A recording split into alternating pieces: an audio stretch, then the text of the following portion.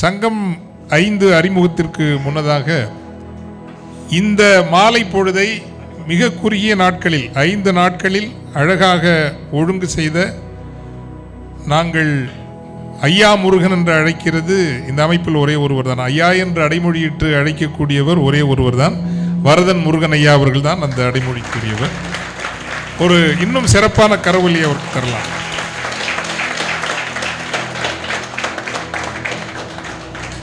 அவரை எங்களுக்கு பிடிப்பதற்கு இன்னொரு காரணம், அவர் வேதாத்ரி மகரிஷி அவர்களினுடைய பற்றாளர், பக்தர். வேதாத்ரி மகரிஷி அவர்களை எனக்கு பிடிக்கும் காரணம், வேடம் தரிக்காத இந்த நூற்றாண்டின் ஒரே ஒரு சாமியார் என்றால் நான் அவரை சொல்வேன். எனவே வேதாத்ரியத்திற்காகவும் நாங்கள் உங்களுக்கு மரியாதை செலுத்துகின்றோம். சங்கம் 5 அறிமுகம் நான் எடுத்து சொல்வதற்கு முன்னால் இந்த அரங்கின் முக்கியமான ஆளுமைகள் சிலரை நான் அறிமுகம் செய்தாக வேண்டும். ஒன்று, பீவல் குழுமத்தினுடைய இயக்குனர், அவர் டாக்டர் CJ வெற்றிவேல் அவர்கள். தமிழ் டாக்டர்ஸ் இன்டர்நேஷனல் என்கின்ற த ரைஸ் அமைப்பினுடைய மருத்துவர்களுக்கான பிரிவு. அபிஷாந்த் டாக்டர் அவர்கள் சொன்னபோது இது சிறிய அமைப்பு என்று சொன்னார். இது சிறிய அமைப்பு அல்ல. உலக அளவில் தமிழ் மருத்துவர்களை ஹெல்த் கேர் செக்டரை இணைக்கக்கூடிய மிக வலிமையான ஒரு பிரிவாக இன்று வளர்ந்து வருகிறது. நன்றிக்குரிய கரவொலியை அவருக்கு நாம் தருவது.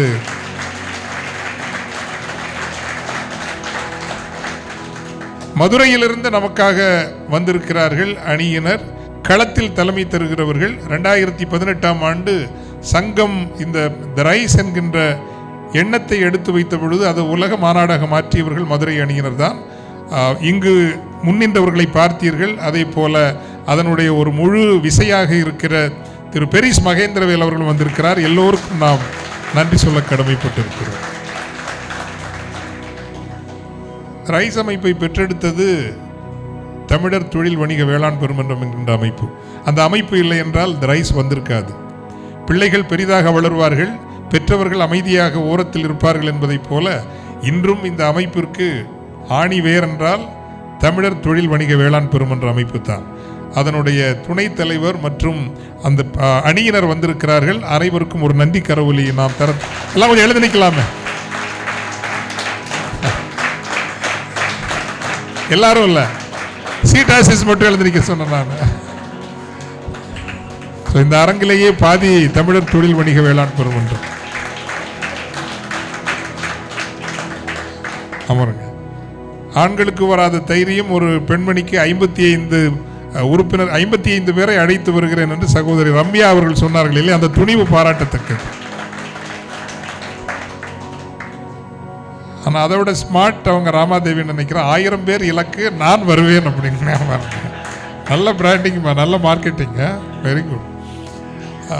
பெங்களூர் நமக்கு நம்பிக்கையாக வளர்ந்து வருது. பெங்களூரை பற்றி நான் இது ஏன்னா நம்ம தமிழர்கள் எந்த இடத்துல இருக்கிறோங்கிறதையும் எங்கே நாம் செல்ல வேண்டும் என்பதையும் புரிந்து கொள்வதற்காக.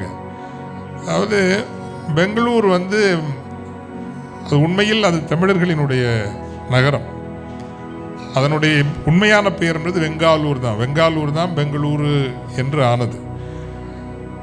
2011 கணக்கெடுப்பின்படி எங்கள் தாய்மொழி தமிழ் என்று கர்நாடக அரசுக்கு பதிவு செய்த பெங்களூர் தமிழர்களின் எண்ணிக்கை 24 லட்சம்.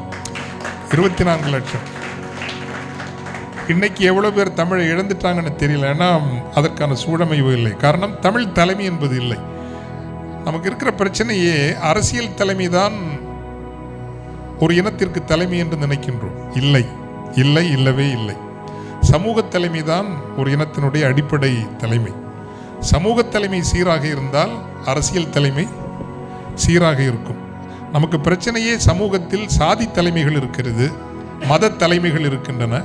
ஆனால் தமிழ் தலைமை என்று ஒன்று இல்லை.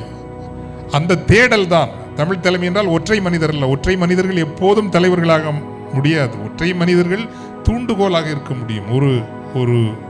ஒரு திரியை பற்ற வைக்கின்றவர்களாக இருக்க முடியும். அது பெருநெருப்பாக மாறுவது என்பது சமூகத்தால் மட்டும்தான் முடியும். எனவே தான் இந்த அமைப்பு நீங்கள் பார்த்தீர்கள் என்றால் ஒற்றை தலைமையை போற்றுவது இல்லை.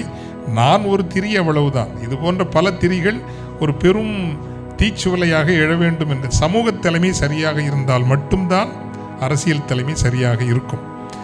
அந்த வகையில் பெங்களூர் நமக்கு ரொம்ப முக்கியமான நகரம். காரணம், இந்த காரிடாரை கூட பார்த்தீங்கன்னா இண்டஸ்ட்ரியல் காரிடாரோ திருச்சியை நோக்கி போகலை. திருச்சி தான் நமக்கு 2வது தலைநகரம். ஆனால் திருச்சியை நோக்கி போகலை, மதுரையை நோக்கி போகலை, திருநெல்வேலியை நோக்கி போகலை. எந்த வழியாக தான் போகுது? ஸ்ரீபெரும்புதூர் வழியாக வெள்ளூர் சென்று ஆம்பூர் வழியாக கிருஷ்ணகிரி, ஓசூர் என்று மையமாகிறது, பெங்களூரில் போய் முடியுது. அப்படியே தெலுங்கானா, ஆந்திராங்கிறது தான் இந்த ட்ரேட் ரூட்டாக இருக்கும். அது நம்ம விரும்பினாலும் விரும்பாவிட்டாலும் இண்டஸ்ட்ரியல் காரிடாருங்கிறது இதுதான். 10 ஆண்டுகளுக்கு முன்பு இந்த அமைப்பை தொடங்குகிற பொழுது இங்கும் சொன்னேன், ஓசூர்லேயும் சொன்னேன், பெங்களூர்லேயும் சொன்னேன். ஓசூர் தான் அடுத்து பூமாக போகுது. 10 ஆண்டுகளுக்கு முன்னாடி சொன்னேன். சீட்ராஜ் அமைப்பு, தயவுசெய்து அங்கே இன்வெஸ்ட் பண்ணுங்கள், கொலாபரேட்டிவாக இன்வெஸ்ட் பண்ணுங்கள், தனியாக வாங்க முடியாமல் இருக்கலாம். அன்னைக்கு 1 லட்சம் இருந்தது, இன்றைக்கி 4 கோடிங்க ஓசூரில். இன்னைக்கு நேற்றுக்கு ஒருத்தட்ட பேசிகிட்டு இருந்தேன். 10 ஆண்டுகளுக்கு முன்பு 1 லட்சம் ஏக்கராக இருந்தது, இன்றைக்கு 4 கோடி. தமிழர்கள் ஒரு கூட்டுறவு அமைப்பாக மாறி இருக்கலாம், ஒரு லேண்ட் பேங்கிங் கூட்டுறவாக மாறி இருக்கலாம். 2000-3000 ஏக்கர் ஓசூரில் வாங்கியிருக்கலாம். அது இந்த இனத்திற்கு என்று எவ்வளவு பெரிய பலமாக இருந்திருக்கும். காலம் கடந்து விட்ட பிறகு பின்னால் நின்று நம்ம யோசிக்கிறோம். இதுதான் நமக்கு இருக்கிற சிக்கல். ஸோ பெங்களூர் நமக்கு ஏன் முக்கியம் அப்படின்னா, கர்நாடகா முழுமைக்கும் நமது கால்தடங்களை, தொழில் வணிக கால்தடங்களை பதிப்பதற்கு அந்த சமூகம் மிக முக்கியமானது. ஆனால் அங்கும் நான் வெளிப்படையாக சொல்வதானால், நமக்கு இது பிரச்சனைங்கிறது வெளியே சொல்லாது. சாதிங்கிறது ஒரு பெரிய பிரச்சனை. சாதியை பற்றி அந்த சாதியால் பாதிக்கப்படாதவர்கள் பேச வேண்டும் என்று எண்ணுகிறவன் நான். பாதிக்கப்பட்டவர்கள் பேசினால் உடனே ஒரு எதிர்வினை வந்து விடுகிறது. ஆனால் யார் தாங்கள் உயர்ந்த இடத்தில் இருக்கிறோம் என்று எண்ணிக்கொண்டு இருக்கிறார்களோ அவர்கள்தான் எளிய மனிதர்களினுடைய வலியை புரிந்து கொண்டு பேச வேண்டும். அப்போதுதான் மாற்றங்கள் நிகழும். அந்த இடத்தில் மிக நீண்ட காலத்திற்கு பிறகு, அதிலும் குறிப்பாக காவிரி போராட்டங்கள் நடந்து தமிழர்கள் பாதிக்கப்பட்டு ஒரு கூட்டு அச்ச மனநிலைக்கு உள்ளாகி, கூட்டுக்குள் அல்ல நத்தை தன்னை இழுத்துக் கொள்வது போல தங்கள் முகத்தையே தமிழர்களாக வெளிக்காட்ட முடியாது, வெளிக்காட்டக்கூடாது என்கின்ற ஒரு பொது புத்திக்கு தமிழ் சமூகம் ஆட்பட்டிருந்த காலத்தில் இன்று பொதுக்களத்தில் மதிப்பிற்குரிய ஏற்றுக்கொள்ளத்த ஒரு அமைப்பாக எழுந்திருக்கிறது என்றால் நமது ரைஸ் எடுமின் அமைப்பு தான் அங்கே எழுந்திருக்கிறது. 1.5 ஆண்டு காலகட்டத்தில் 7 கிளைகள் அங்கு வந்திருக்கின்றன. தமிழகத்தில் கூட எந்த நகரிலும் அப்படி இல்லை. 7 கிளைகள் வந்திருக்கின்றன என்றால் பெங்களூர் தமிழர்களுக்கு ஒரு நம்பிக்கை திசை காட்டுகிறது என்கின்ற வகையில் பெங்களூரிலிருந்து வந்திருக்கிற அனைவரையும் எழுந்து நிற்க சொல்லுகிறோம். அனைவரையும் அன்புடன் நாம் வரவேற்போம். நன்றி. தொழில் செய்யும் தமிழர்கள், வணிகம் செய்யும் தமிழர்கள் 50க்கும் மேலான நாடுகளில் இருந்து ஒரு இடத்தில் ஒன்று கூடி ஒருவருக்கொருவர் தொழில் வணிகம் வளர்த்த வரலாறு இதுவரை இல்லை. வரலாற்றில் முதல் முறையாக 50க்கும் மேலான நாடுகள் நகரங்களில் இருந்து 2000 தொழில் வணிக தமிழர்கள் தி ரைஸ் எழுமின் அமைப்பு நடத்தும் 16வது உலக தமிழ் தொழிலதிபர்கள் மற்றும் திறனாளர்கள் மாநாட்டில் மாமதுரையில் சங்கமிக்கிறார்கள்.